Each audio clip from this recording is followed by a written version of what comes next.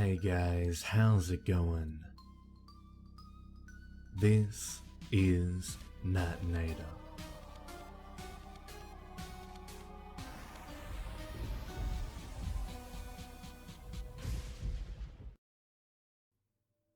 When I was growing up, I was terrified of being alone. I don't know what started it, or when or if it stopped exactly.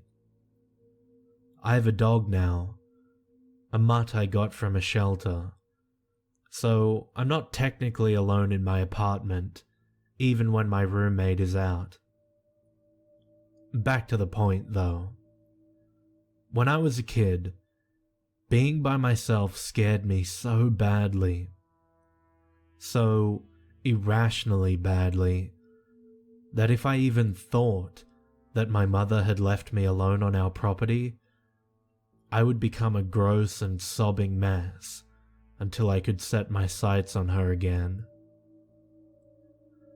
We lived in a very small house that was 2 stories up and had no front yard. The backyard, though, was a little square divided by short little bushels along the property lines of the houses around us. My mum gardened out there, growing our veggies in summer so that we wouldn't have to buy as many. The first floor had 3 rooms, 4 if you squint. The kitchen and living room were basically a single room, separated only by a change from hardwood to tile flooring. The second room was a tiny little cupboard of a bathroom with a sink and a toilet. The third was my mum's bedroom. Upstairs there were 2. My room, which I originally shared with my brother until he moved out, and a bigger bathroom with one of those old tubs, the kind that stood on 4 legs off the floor, and had a shower head that was attached to it and not to the wall. There weren't many windows in the house, but the few that were there were very large and let in a lot of light during the day.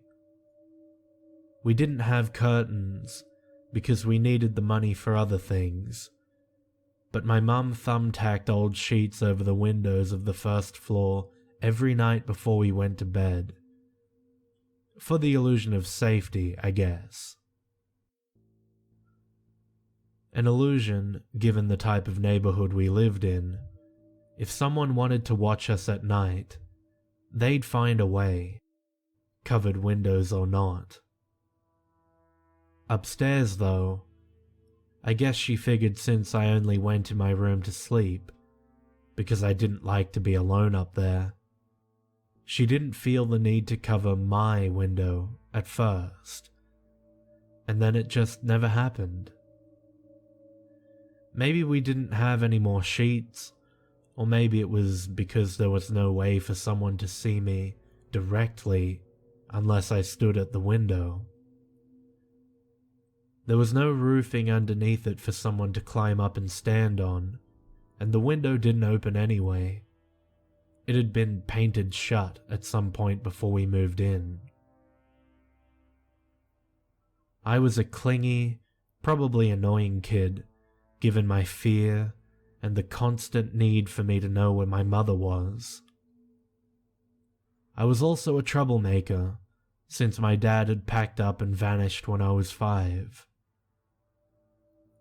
I was upset and angry, but not in a way that I could comprehend with such a little brain, so I let it out through tantrums and breaking things, coloring on things I shouldn't color on, flushing my mum's makeup and hygiene products when she wasn't watching closely enough. It escalated from 5-year-old stuff to 10-year-old stuff when my brother moved out. It also concreted my fear that if I couldn't see my mother, she wouldn't come back. I guess I had psychological issues. Separation anxiety, that sort of thing. But we were too poor to do something about it, even if my mum had realized how serious it was at the time. Because I was so clingy and annoying, my mum came up with something so that I would always know where she was. During summer, my time at home was spent listening to her sing as she worked around the house. While she cleaned, or cooked, or sewed, she sang out loudly. Gardening, building makeshift furniture to fill our home, babysitting for money, she sang. Her voice was a constant, and as long as she was singing, I was not afraid of her disappearing. I would sit in my room and play with my toys, or draw, or read, or practice my handwriting, and I would feel content and safe. She had a lovely voice, and still does, although she doesn't sing very much now, at least not around me. The feelings of security would always vanish in an instant, though, as she paused to take a breath or to begin a new song. In the short time, 5 seconds at most, that her singing would cease, a panic would rise in my chest that I can't even describe accurately. If you've ever been driving, it's like that feeling when someone pulls out in front of you and you have to slam on the brakes to avoid hitting them. It's that feeling when an indoor pet runs out the front door. It's that feeling when you turn away for a second and turn back, only to find the toddler with you has disappeared. Those few seconds pass quickly, but the hot, intense panic that you feel, the absolute certainty that something terrible has happened, that's the closest I can get to explain how it felt. I've been in all of those situations, and they only come partway close to the fear that I felt as a child, in those minor seconds throughout the day where I could not see her, and neither could I hear her sing.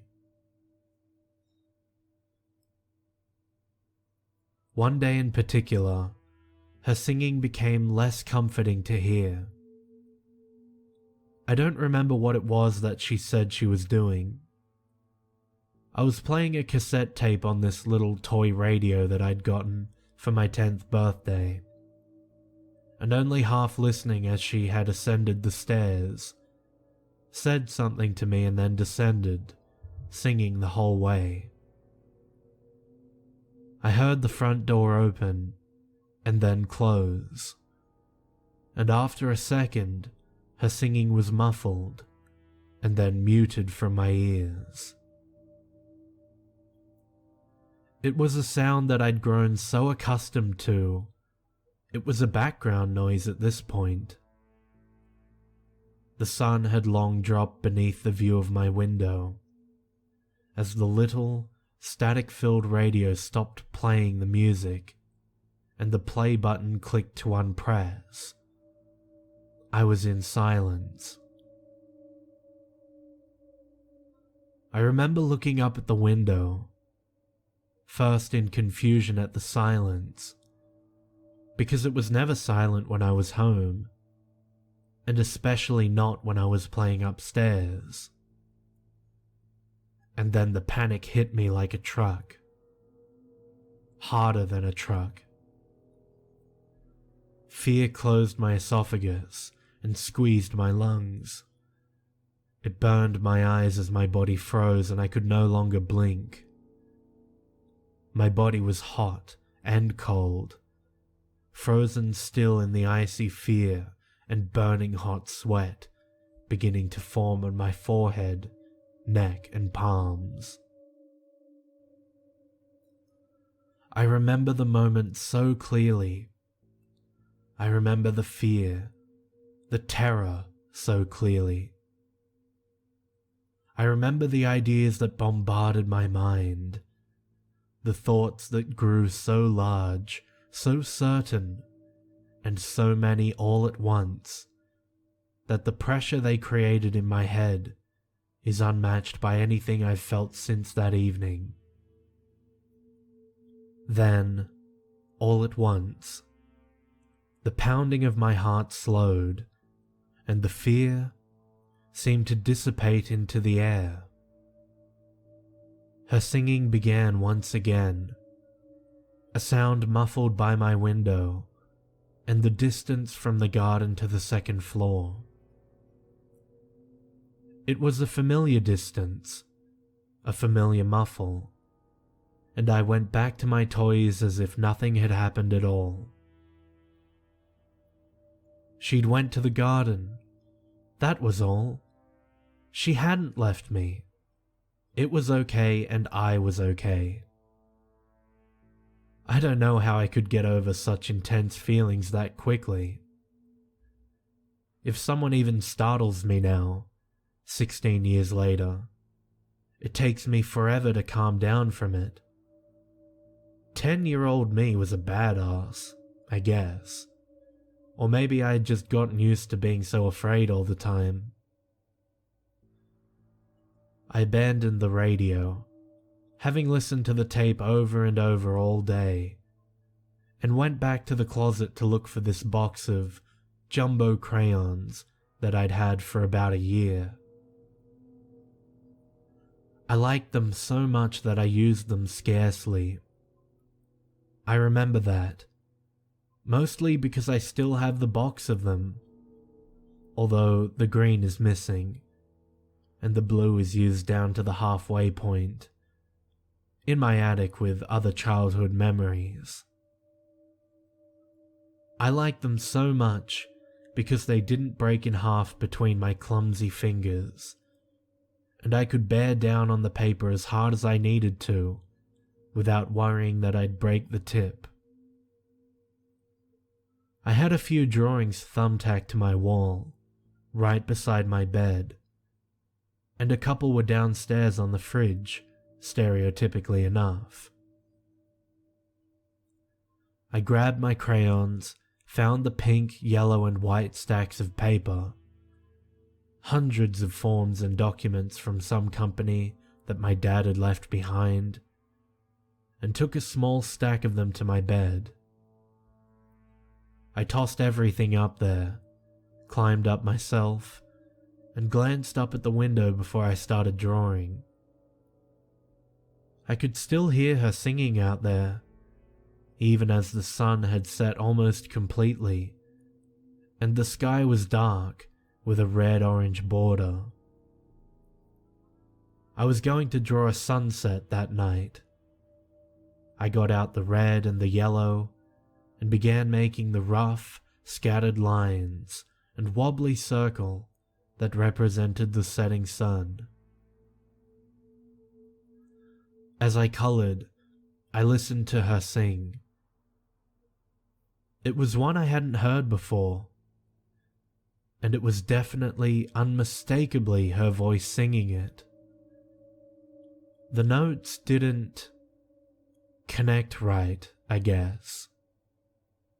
I don't know about singing or music notes or songwriting or whatever, but I made a friend in middle school that had a grand piano in their house. We would play around on it, creating terrible music, and the way that she was singing reminds me now of the way the piano sounds when you play a song with white keys and then throw in some random black ones, and it creates this messy sound that is nothing like music. This song went on for a long time. It was probably only a couple of minutes in reality, but it was so unsettling to hear that I finally dropped my crayon and sat up on the bed. I remember that it was the red crayon. I remember in such weirdly vivid detail exactly what the drawing looked like, exactly what crayon I was using, exactly where the crayons were on the bed. I remember climbing off the bed and walking to the window. I remember looking down to the garden to call out for her. I was going to ask her to sing Fur-Elise, a song that doesn't actually have any lyrics, but one she'd make them up for. I don't know why, but I really loved that song. I liked her singing it more than I liked the kid-esque version on my crappy cassette tape. When I looked down to the garden, the scattering rays of sun illuminate it just enough that I could see that she wasn't there. Her voice still drifted up from the ground, but she wasn't in the yard that I could see. It was a small yard too, no big plants, no outdoor furniture that could hide her. Her voice was definitely, absolutely, certainly coming from the backyard, though I pressed my ear against the window and the sound was more clear. I pressed my forehead against the window, trying to see directly underneath, but to no avail. A small, thin strip of the yard was censored from my vision by the positioning of my window, and I figured that's where she must be. She wasn't in the house, or at least her voice wasn't coming from inside. I realized something else then, something that made no sense to me at all. We didn't own a ladder, and my mum was afraid of heights anyway. So how was it that her voice had risen higher from the ground? I wasn't even sure of it at first. Maybe she had just started singing louder. Or maybe this was how loud she'd been singing and I just didn't notice until now because I'd been against another wall. That was a good explanation for me, but I couldn't understand exactly what it was that made the voice get even more clear, even closer to where I was standing.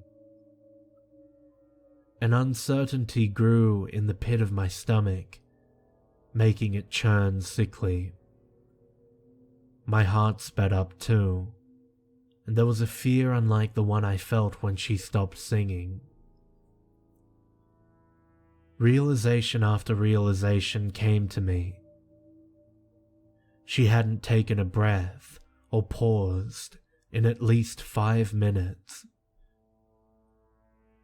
The garden, when I looked upon it, still had the weeds that I remember being there when I half watered, half spilled water on that morning. The voice was climbing higher, and it couldn't be a ladder unless someone had purposefully, delicately put it against the house so that I wouldn't hear the tap of it hitting the wall. Even if it were a ladder, the singing was my mother's voice, and she would never do something this strange. If she needed to get on the roof, she would have brought me outside to watch in case she fell and I needed to run to the neighbors for help. That's just how she was. The voice grew louder and less muffled, more clear, and it seemed to vibrate the glass against my forehead as it did.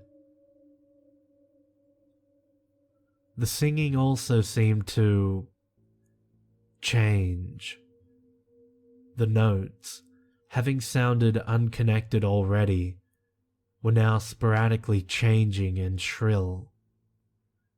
It was like a song skipping, jumping from note to note quickly and randomly, and it was so shrill. It was as if she were just belting out whatever note she could think of as a shriek, as some sort of terrified scream. And it was growing steadily closer to my bedroom window. I took a step back, retracting completely from the glass.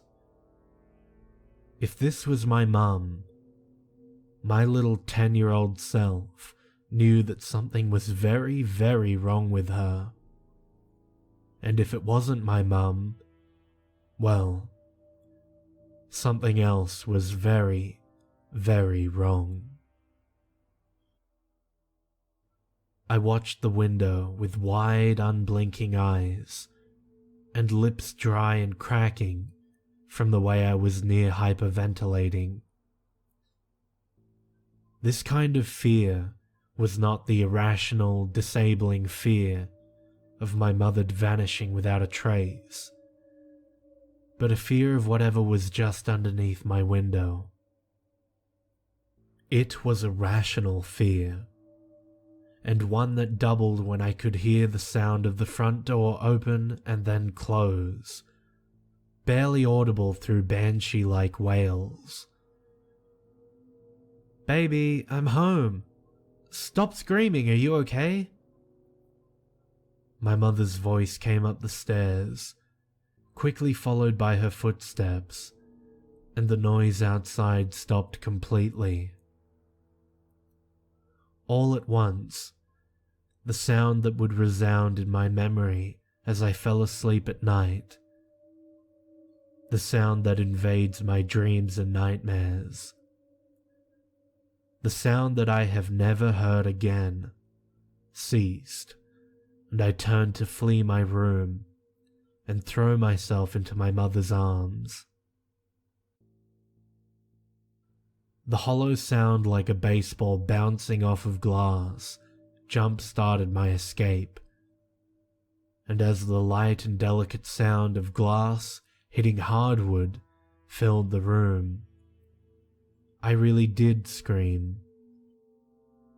I fled the room, pulled the door closed without looking back at what was shifting the glass of my window, and as tears began to pour, I screamed something that was probably incoherent, except for a couple of words, and whatever she caught of them, they were enough to warn my mother that there was someone or something in my room, and she scooped me up, all but ran down the stairs and out the front door and across the road to the neighbor's house, where she had been for those last 6 minutes, dropping off something she'd sewn for them.